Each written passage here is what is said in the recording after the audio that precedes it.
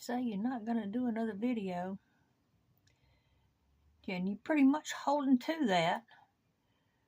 And then God says, with a little nudging from a couple of other directions, it's better to be obedient. Even though I don't want to.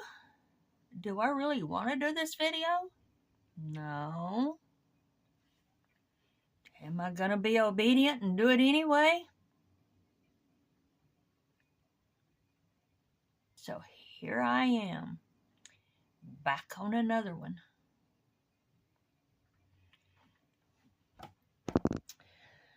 It is May.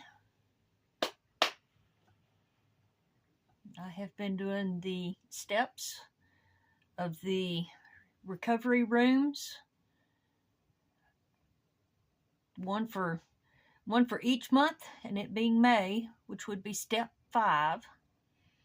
As I have said in previous videos,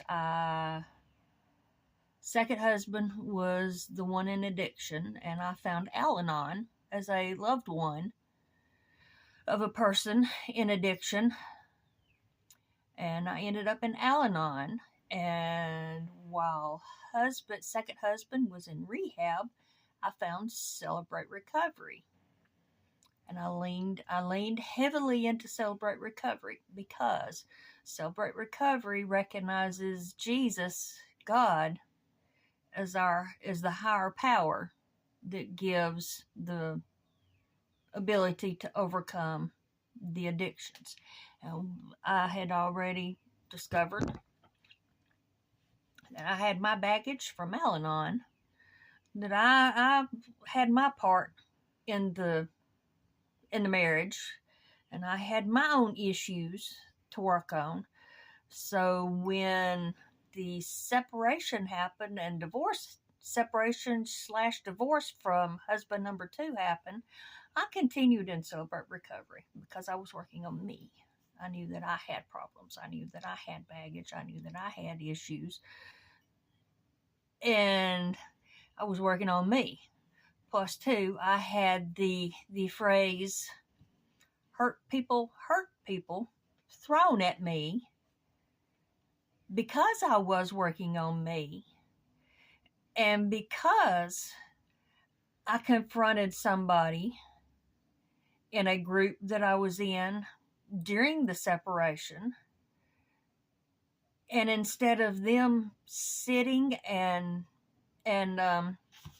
looking inward to what I was uncomfortable with them doing, they flung the hurt people back at me, being a religious hypocrite. They didn't want to admit their part, but yet I was saying that I didn't want to be part of the complaint train or the gossip vine or any of that other stuff. So I got flung hurt people back at me. I have my moments where I do that, but a lot of times I'm very uncomfortable sitting in when other people are being flung under the bus or being dragged through the mud like I have been and still continue to do. As a matter of fact, I'm wearing the shirt of a group that I was in where I got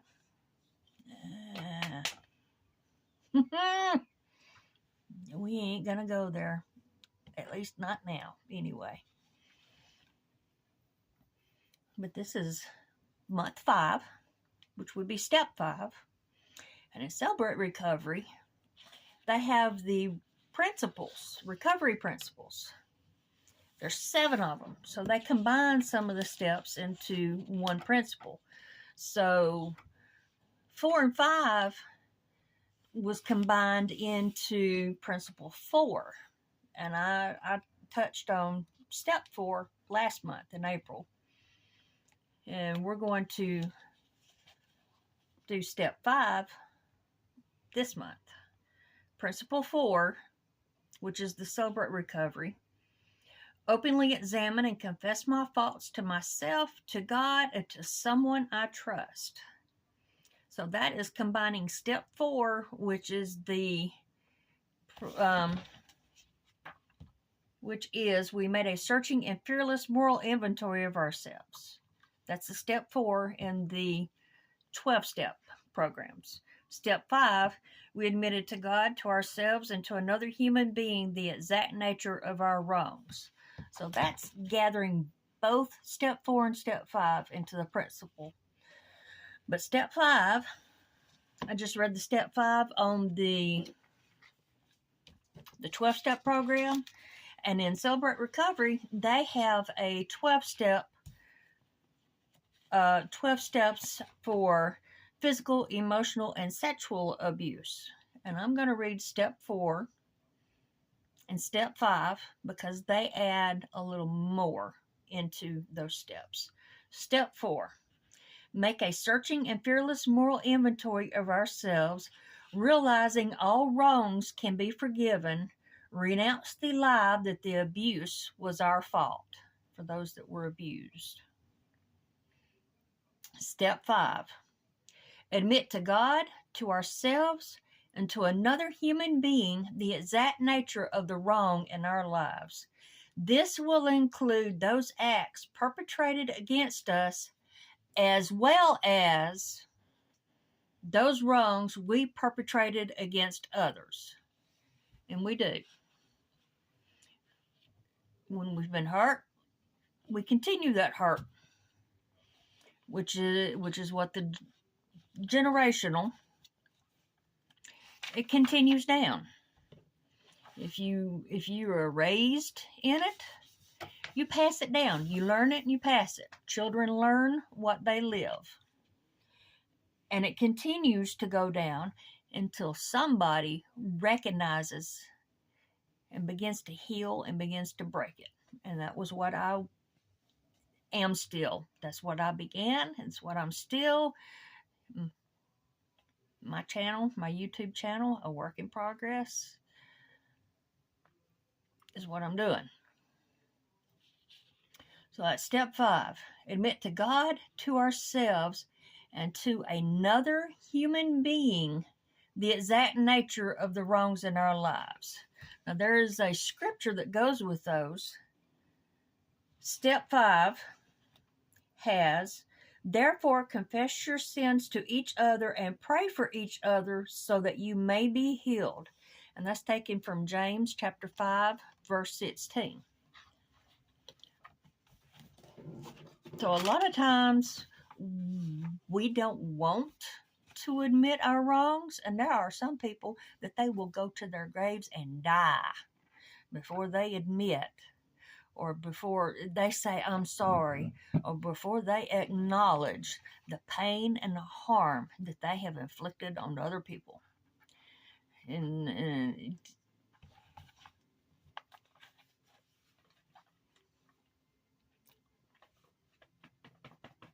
I was raised by one, and she'll die before she will ever admit any harm that she has done to me. She can see it in other people, and she can call it for what it is with other people.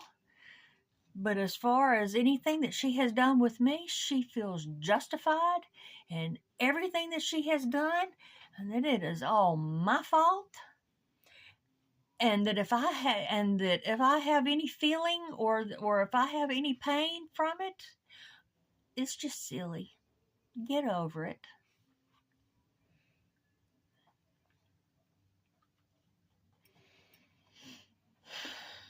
And I have tried to sit and I have tried to have conversations with all 3 of my children because I know that I have inflicted harm on them.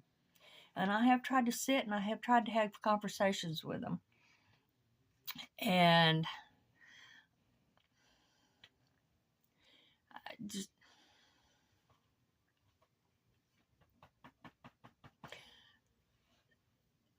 you want to make me amends, and you want to right the wrongs, and they're going to believe whatever they want to believe. They're going to view however they want to view, and sometimes they want to they want to twist it around, and they want to continue the harm and the hate and the to keep things, especially whenever you have grandparents that have gotten throw their opinions in it, which is pretty much what's where I'm at. I'm in the middle, but that's okay though, because for whatever reason, YouTube has the algorithm, and I'm not so sure it's the algorithm. I'm pretty sure that there are probably some that are trying to be my Holy Spirit, and they're trying to scheme, and they're trying to manipulate. But there are some videos that I have watched where there are parents that are estranged from their children and their grandchildren, grandparents that are estranged, and they're talking about that there's been years of birthday presents and holidays and things that are still sitting in closets in their houses because there hasn't been any communication, or there hasn't been any not necessarily communication, because there hasn't been any contact. And for any of them that may be watching this video, or that somebody watches this and knows somebody else, go ahead and mail the packages, or take them to their house and drop them off at their house, because there is no point in having them still sitting in your house as a visible reminder that the recipients of those gifts, that it was their choice, or that you decided that you didn't, that you have went years and you have not put forth the effort to give them the gifts. And if you continue to buy the gifts, you're heaping it up on you.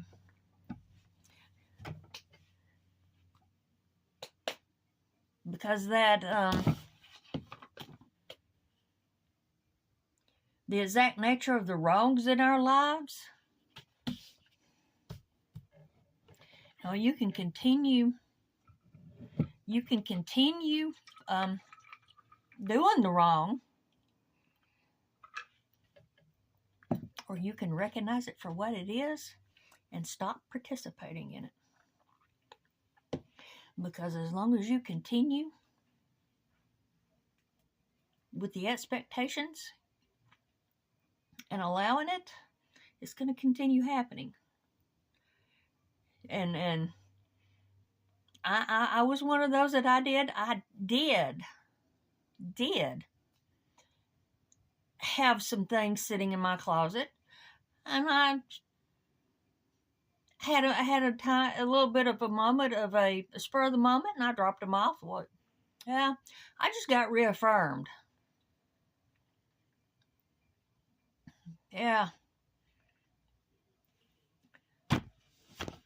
Pretty much reaffirmed where I stand and where my position is, because I said something that was my view, and I got it crammed back down my throat. So I pretty much reaffirmed where I'm at. You can make the choice, as much as it hurts. But with after divulging some of my little hurt people thing, yeah. After divulging that, we're gonna go back into step 5. We're gonna go into a little bit of some details, or not really details, but some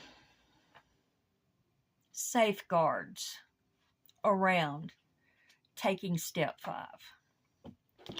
And I'm gonna use the one with the physical, emotional, and sexual abuse.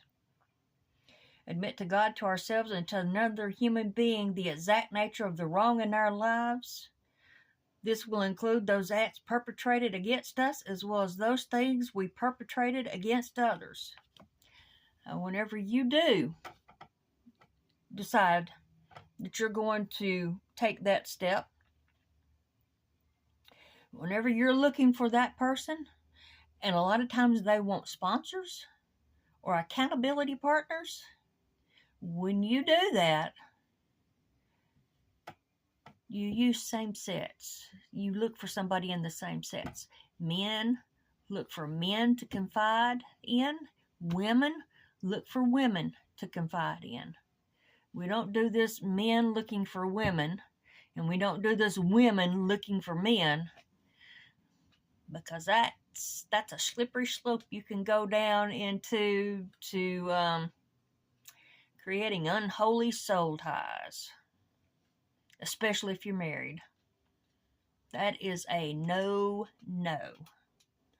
Men need to confide into men because men understand more what a man would go through, while women need to confide into women simply because women better understand the emotional.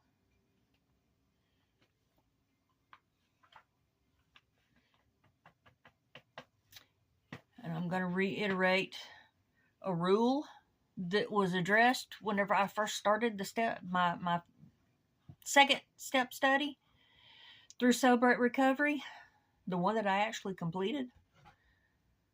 1, this is your spiritual safe house. So what is said in here stays in here. Meaning whatever you confide in with another person or with another group doesn't have any business being spread about anywhere else. The only way that needs to happen is if somebody is threatening to harm themselves or harm someone else.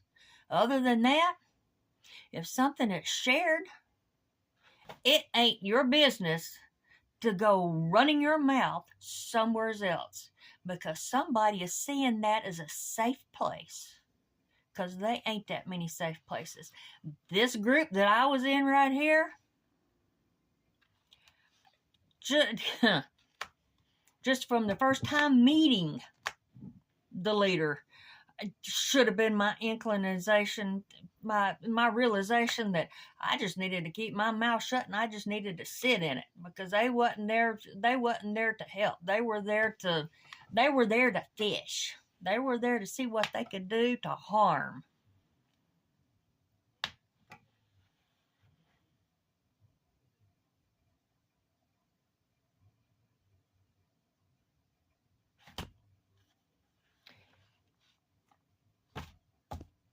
And another thing, when you do find, and it's hard to find those people, because with women, it's hard to trust other women simply because of the gossip and the backbiting and the stabbing and the manipulation and the criticism and the put downs that other women do. So you need to be very careful with what you share and who you share it with. Because if they talk about somebody else, you can guarantee you're a subject that they talk about with somebody else when you ain't around.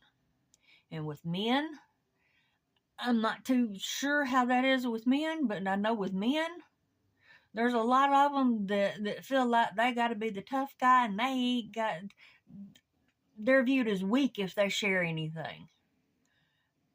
A strong man recognizes whenever he needs help. Going through two marriages, and me going through therapy, going to counseling, and the counselor suggested that my husband come in, both husbands from both marriages, and both of them, as a matter of fact, the first one told me whenever he came in, he's like, she's the one with the problem, and I don't have any issues, and this will be her last session with you after that. And then the second one that I went in, after that first session with him and the whole ride home, oh, we're having a divorce. We're going to get a divorce. You're in for a divorce. This is all about a divorce. And I'm sitting here thinking, why am I even in counseling, and why do I even have you in here with me if I'm going to go through a divorce? Because I can guarantee you that if it was going to be a divorce, you wouldn't even be in here. And the next few sessions after that, he didn't say a word. There wasn't nothing said from him. But whenever we'd get back in the vehicle on the way home, it came all out. Because I was a problem and he wasn't a problem. So with men, y'all have y'all shortcomings too. We all have our shortcomings. Everybody does. At some point. You can say you don't, but that's just a little short. All have sinned and fall short of the glory of God. Some of us just recognize it and we're working on it, and unfortunately everybody else hops on it and they take it and they drag it through the mud, and it's like, okay, every time you start trying to straighten up and walk with your head high, somebody's got to come along and go, nah, you're not supposed to be healing. You need to be down there in the dirt. Here, let's smack you back down.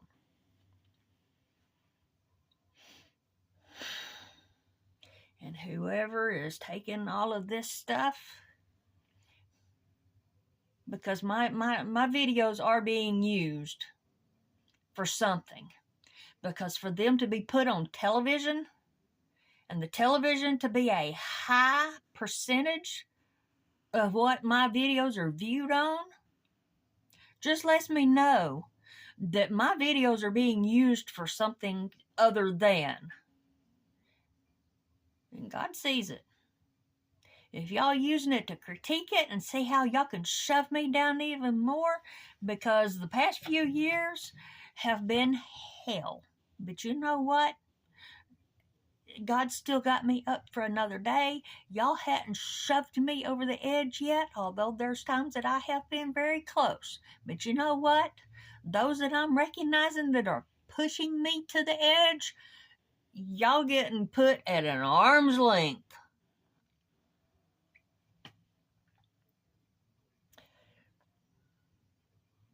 And by the way, there's going to be another video a little bit later on. Just hadn't quite figured out how I want to go about doing that video. But just know,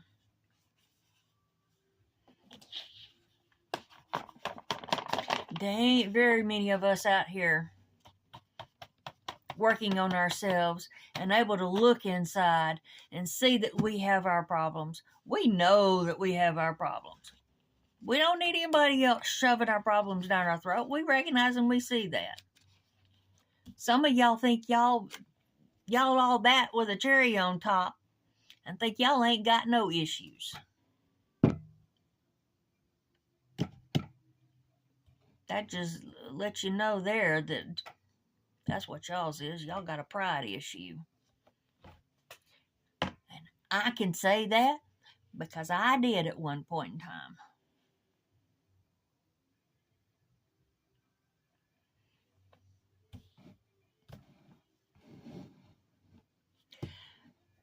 But for all y'all out there that are no contact, or because you're recognizing that there is harm within the family, and y'all have decided no contact, for those that have went no contact, maybe you need to sit with it and think, okay, what is my part of the no contact? What am I doing that could possibly harm? Because I'm in the middle of both of it. because I have cut no contact with my parents. I love my dad, but my mother, and because my mother is my dad's wife, and he is one of the older ones that through thick or thin, that's his wife. He loves her, and he's going to support her, and he's going to back her, and I recognize that. So therefore, I just keep my mouth shut. I don't talk about anything. Just, they get when the rare moment. And as far as the kids,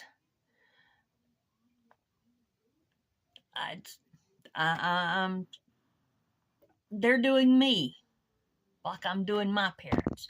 But yet my mother says that the way that I treated my mother is the way that my kids are treating me. Well, if that was the case, then my kids ought to have been bending over backwards to take care of me and to meet my needs and to make sure that I'm taken care of.